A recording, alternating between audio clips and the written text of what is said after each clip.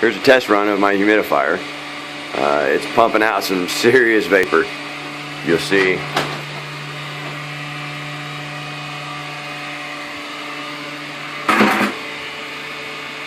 This is a 9-disc pond fogger inside a 55-gallon barrel. I'm using a 3-inch bilge fan blowing in, 3-inch PVC pipe coming out, reduced down to 1.5, which will go to distribution lines in each greenhouse. This humidifier will feed 2 greenhouses that are 15 foot by 15 foot.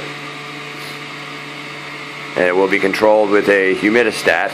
Both the fan and the humidifier, or the pond fogger, will be plugged into the humidistat to control the greenhouse humidity.